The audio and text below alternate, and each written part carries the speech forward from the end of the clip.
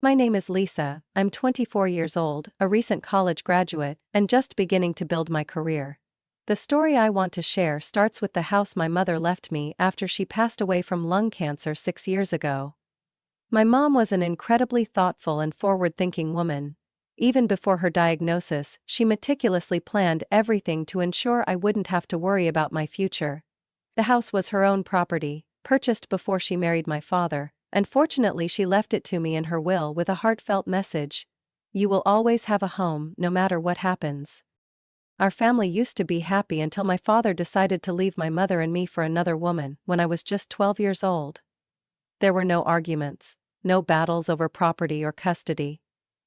He simply left. The only thing he provided was a savings account to cover my college tuition, perhaps as his way of fulfilling his responsibility. After that, he remarried a woman named Nancy, and they had a daughter, Sarah, who is 10 years younger than me. Although I visited them a few times at their rented apartment, I always felt like an outsider. Nancy never hid her discomfort with my presence, even as she tried to maintain a polite demeanor. As for my father, he was often working, claiming it was to provide for his new family. But it was clear there was little room left for me in his heart. My mother, on the other hand, was my greatest source of strength.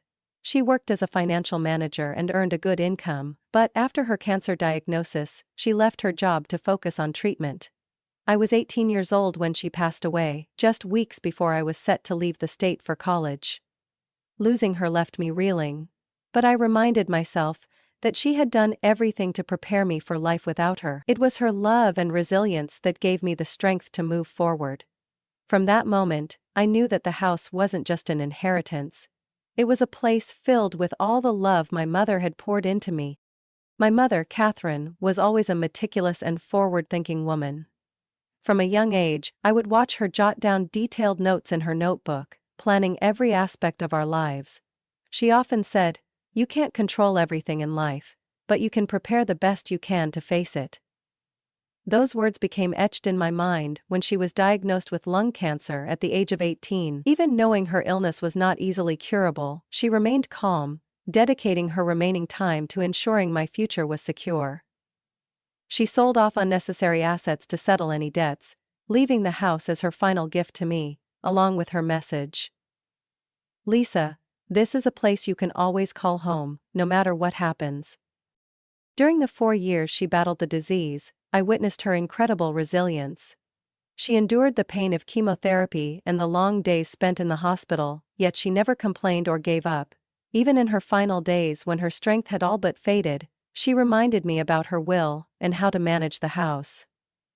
"I'm doing everything so you won't have to worry," she said. As I held her hand tightly, tears streaming down my face, it was at that moment I realized how deep her love was. So much so that she put my happiness above her own suffering. When she passed away, it felt like my world had collapsed. The house became the only place that made me feel like she was still with me. Every corner carried her presence. From the paintings she had carefully hung on the walls, to the garden she tended so lovingly. I would often sit in her old armchair, looking out the window at the blooming flowers she had planted, feeling the warmth of the memories we had shared. She didn't just leave me a house, she left me a legacy of love and sacrifice.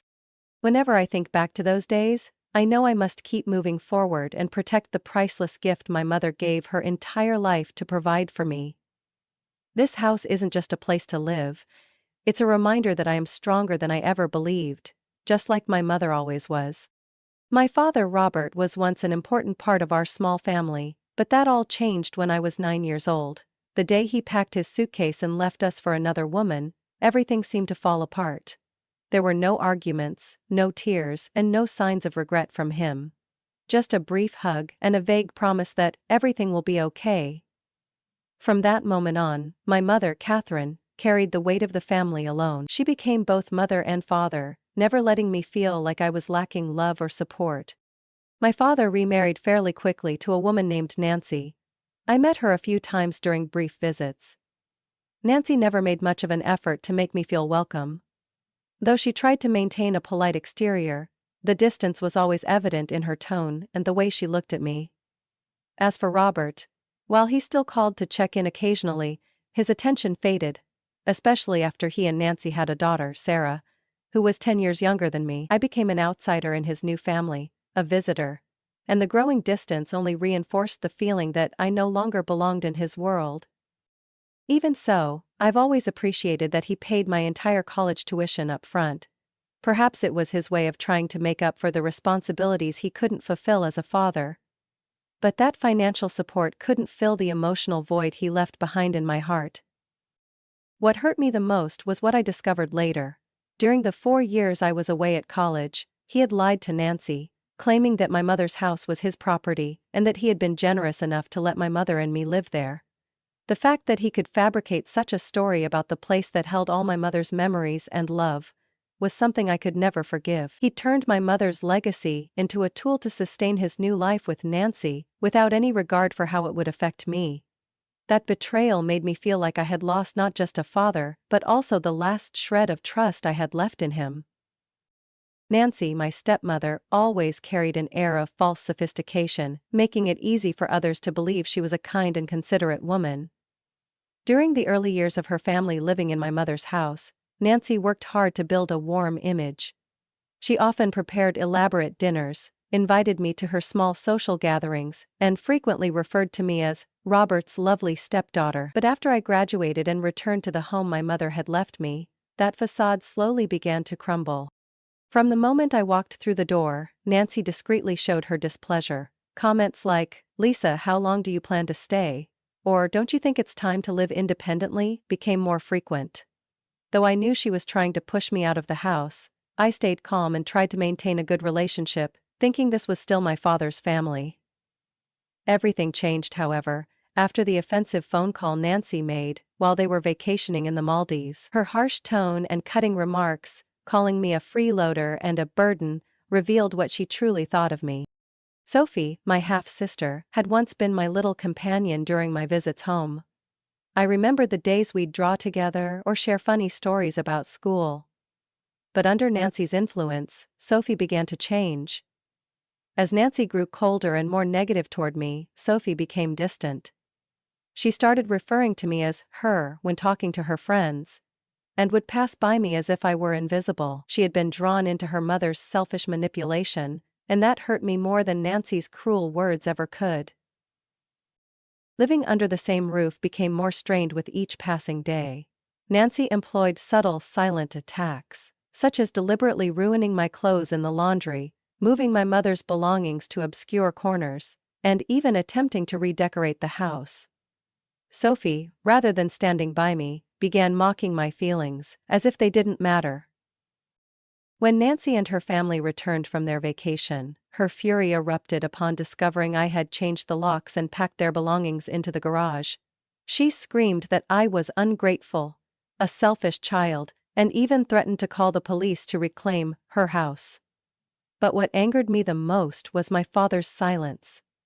He stood there, saying nothing, as if he couldn't bear to confront the truth. That final confrontation with Nancy made it clear to me that reconciliation was impossible. When she attempted to feign friendliness in the hopes of persuading me to let her family stay, all I felt was disgust at her insincerity. I stood firm, and in the end, Nancy had no choice but to accept defeat. They left, taking all the belongings I had carefully packed for them, along with their barely disguised resentment. That moment helped me realize that Nancy had never truly seen me as part of her family. To her, I was merely an obstacle standing in the way of what she wanted. And Sophie, though still young, chose to side with her mother rather than preserve our sisterly bond. The betrayal was unforgettable, but I understood that protecting my self-respect and my mother's legacy mattered more than anything else.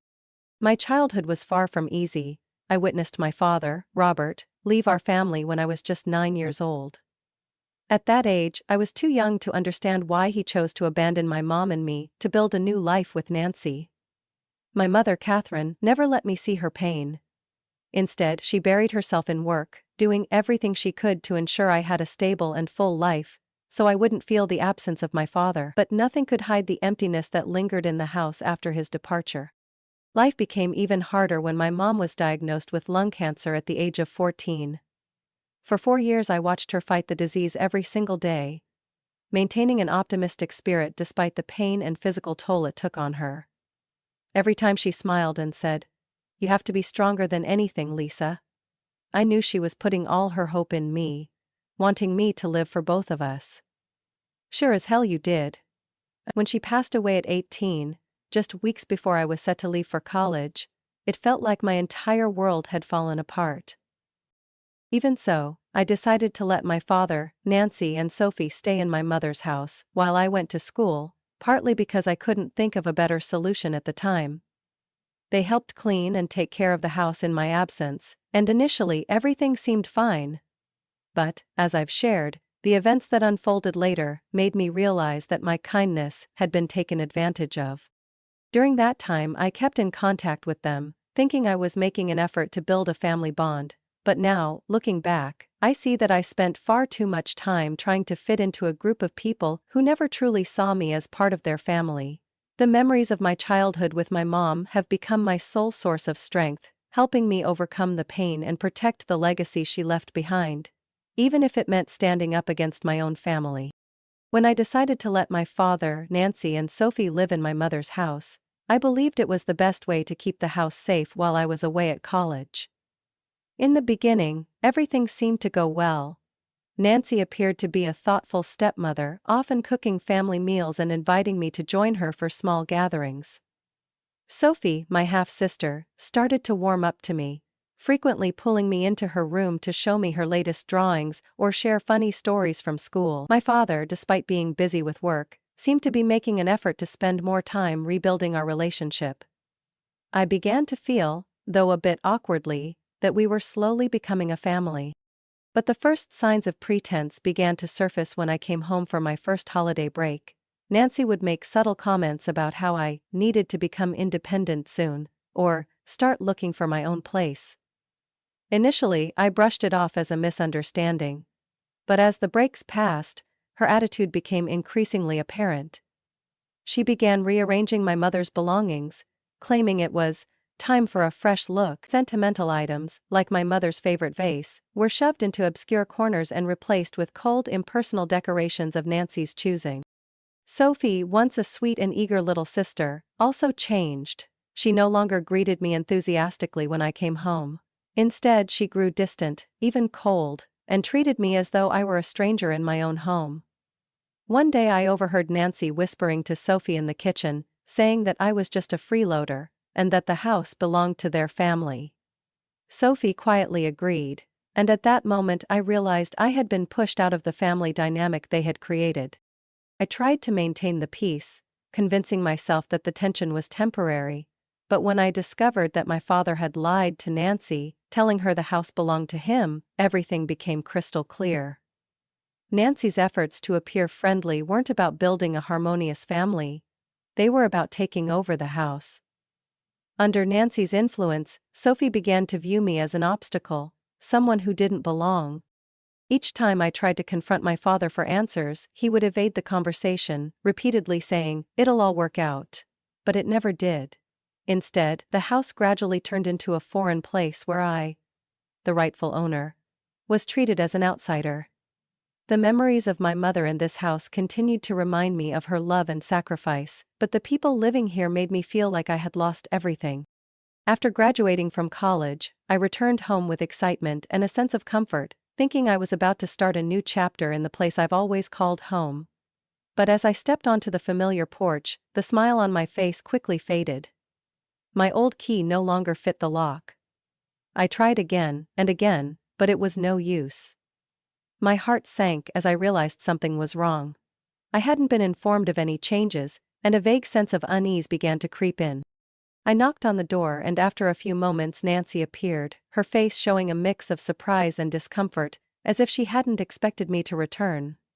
When I asked why the locks had been changed without my knowledge, she gave a dismissive response, saying it was for security reasons. There was no apology, no intention of giving me a new key. I stepped into the house that had once been my sanctuary. But a cold, unfamiliar feeling engulfed me. The interior had been completely altered. My mother's photos were gone, replaced by framed pictures of Nancy and Sophie. Even my mother's beloved armchair had been replaced. That evening I tried to keep the peace during dinner, but the tension in the air was almost unbearable.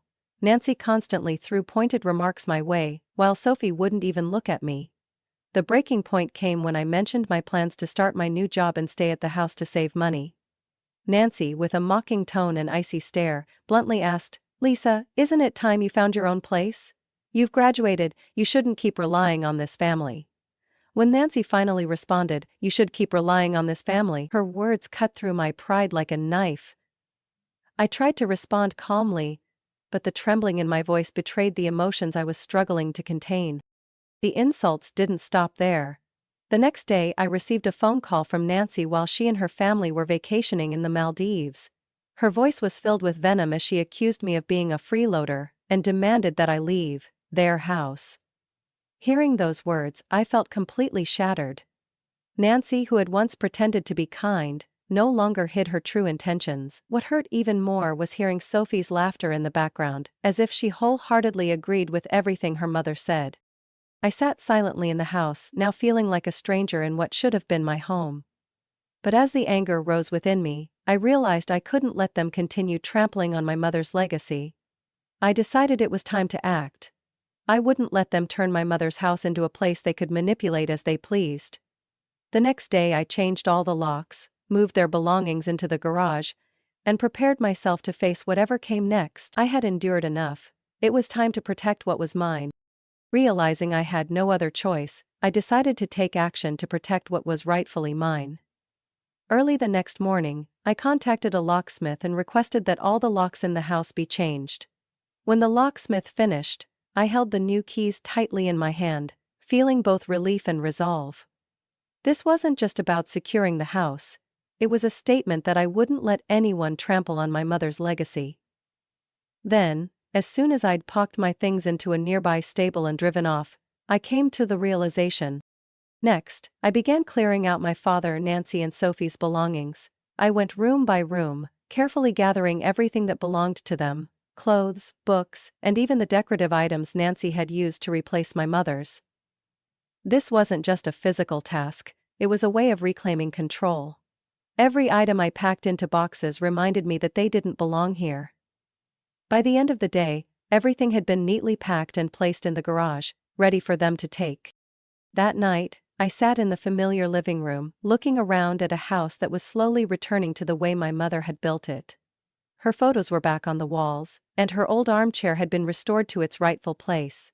For the first time in a long while, I felt a sense of peace amidst the storm that I knew wasn't entirely over.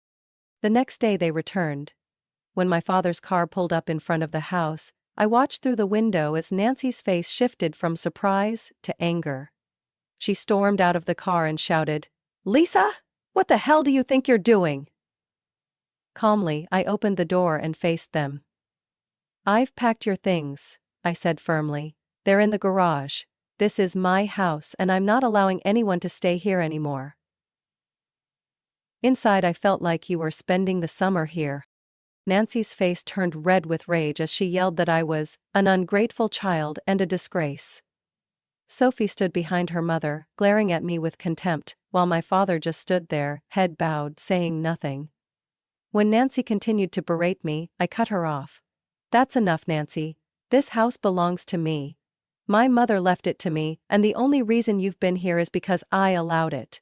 But that ends now." Finally my father spoke, his voice weak. "Lisa, do you really have to take it this far? We're family." I looked directly at him, overwhelmed with disappointment. "Family?" I asked. "You stood by and let Nancy insult me. You even let her believe this house belonged to her. Family doesn't do that to each other." After more arguments, they had no choice but to leave. As their car disappeared down the street, I closed the door and felt a relief I had never known before. My mother's house was finally back in the hands of its rightful owner. And I knew I had done the right thing to protect it. When Linda stepped out of the car in her expensive dress and designer sunglasses, a flicker of confusion crossed her face as she noticed the new locks. But she quickly regained her usual confidence, striding toward the door with a fake smile. "Lisa, darling," Linda said sweetly, her voice dripping with manipulation. "I don't understand what's going on. But surely we can talk about this as a family? Right?" She set about remaking the locks, and with care, slowly and carefully pushing 2 fingers from the gate, she pointed Linda to the lock. I stood on the porch, my expression calm, though a storm raged inside me. "There's nothing to talk about, Linda," I replied coldly. "Your belongings have already been packed and are in the garage. You should take them and leave." Linda froze for a moment, before quickly adopting a look of surprise mixed with feigned hurt. "Lisa, you're joking, right? You can't seriously be throwing your family out of the house like this. We've lived here as a family for the past 4 years." She tried to sound sincere, but her shifting eyes and trembling voice betrayed her. "Don't call me darling, Linda," I said, staring directly at her. "This is my house. My mother worked her entire life to build this place and left it to me. Not to you. The only reason you've been living here is because I allowed it, but that ends now." My father Robert stepped forward, raising a hand as if to mediate. "Lisa, I know this isn't right, but you don't have to make things so tense. We can handle this peacefully." I turned to my father, feeling a mix of pain and disappointment.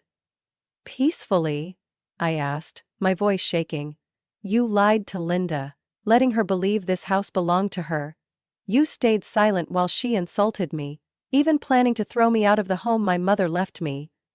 Is that what you call peace?" At this point, Linda lost her composure and shouted, "We've done everything to take care of this house. Can't you see that? We've made it so much better." I let out a bitter laugh. "Better, by erasing everything my mother cherished? By replacing all her memories with yours? Stop fooling yourself, Linda. Your goal was never to take care of this house. It was to take it over." Linda's face twisted with anger, while my father, as usual, hung his head in silence. After an unproductive back and forth, I pointed toward the garage. "Take your things and leave. I won't repeat myself." They had no choice. Linda hurled insults, Sophie sobbed, and my father quietly helped load their belongings into the car. As they drove away, I stood at the door, feeling a sense of lightness in my chest. At last, I had reclaimed not just the house, but my dignity and control over my life. This house is mine, and I won't let anyone take it from me again. After the door closed behind my father, Linda, and Sophie for the last time, I knew my relationship with them had ended completely. No more fake calls from my father pretending to care, no more subtle insults from Linda, and no more shallow laughter from Sophie at family gatherings. I decided not to look back because maintaining contact would only prolong the pain I was no longer willing to endure. In the days that followed, the house felt unusually quiet. Yet instead of feeling empty, I felt relieved. I spent my time rearranging everything, putting my mother's photos back in their rightful places, and carefully cleaning the keepsakes Linda had tried to erase. I replanted the rose bushes my mother had lovingly cared for in the garden. Each blooming flower seemed to remind me that, despite everything, the spirit of my mother still lingered in this house. I threw myself into my new job at the financial firm. The busy work days helped me forget the hurt my family had caused. I quickly adjusted to my new environment, built good relationships with my coworkers, and earned recognition from my boss. The job not only provided me with financial stability, but also gave me a renewed sense of self-worth. I gradually built a new life, entirely separate from the shadows of my past. End of poem. This recording is in the public domain. Sometimes I received calls from unknown numbers. I knew they were my father's attempts to reach out, but I never answered. His messages of apology, whether long or short, were left unread. I understood that no amount of regret could change the fact that he had chosen Linda and deceit over protecting me. Cutting ties wasn't just about safeguarding the house, it was about protecting my heart from further harm. I turned away from him. I still party with him in the unit, refusing to see his father. 2 months later, I received a handwritten letter from my father. In it, he detailed the struggles his family was facing after leaving the house, but I felt no sympathy. Instead, I felt peace. I had done what I needed to do to protect my mother's legacy, and that was all that mattered. That letter, like the memories of my father and his family, was left behind, no longer holding any weight in my life. Now, I live a life entirely under my control. The house is my space, a sanctuary for healing and growth. With each passing day, I feel the freedom and peace I fought so hard to reclaim. Cutting ties wasn't a loss. It was a way to rediscover myself and start building a future worthy of my mother's love and sacrifice. After completely cutting ties with my father and his family, I began focusing on emotional and mental recovery. The house, once a source of pain and conflict, now became a sanctuary where I could rebuild my life. I decided that this house would not just be a physical space, but a symbol of the freedom and strength I had reclaimed. I started by redecorating each room to reflect my own style. The old, dull walls were repainted with soft, calming colors, bringing warmth and peace to the space. I chose artwork that I loved, and small decorative pieces that reminded me of my mom and the happy days we had shared. The living room, which had once been the center of tension, was transformed into a bright and cozy space, where I could relax with a cup of tea and my favorite book. The rose garden in the yard, neglected for so long, was revived, and bloomed as beautifully as it had when my mom tended to it. Each blossoming flower felt like a piece of her memory coming back to life. This renewed space brought me the peace I had been longing for. I began to appreciate the small joys in life: quiet mornings by the window, afternoons spent gardening, and evenings writing in my journal to document the journey I had taken. With each passing day, I realized that letting go of toxic relationships was not a loss, but a way to create room for growth and genuine happiness. I also learned to open my heart to new people. Though still cautious, I started participating in local social activities like yoga classes, cooking workshops, and even joining a book club. These new connections taught me that family isn't limited to blood ties. It can be the people who share your joys and sorrows, who stand by you without judgment. From this house I rebuilt my life, stronger and more independent. Looking back, I know that everything that happened, no matter how painful, was a valuable lesson. I learned that letting go isn't a sign of weakness, but a way to protect yourself and honor what truly matters. Every morning when I wake up in this house, I feel an overwhelming sense of gratitude for my mom. She gave me more than just a place to live. She left me a legacy of love and sacrifice. And now, I can proudly say I've turned this house into a space filled with joy, hope, and the freedom I truly deserve. The lesson from this story is the importance of protecting your self-worth and letting go of toxic relationships. Carol courageously faced betrayal from her own family, refusing to let them continue to exploit and hurt her. It reminds us that sometimes cutting ties with unhealthy relationships is the only way to find peace and build true happiness. Life becomes meaningful when we stand up for what belongs to us and keep moving forward. Share your thoughts on this story. What would you do if you were in a similar situation? Don't forget to follow the channel for more inspiring stories about life and family, where each lesson offers powerful inspiration. We'd love to hear from you.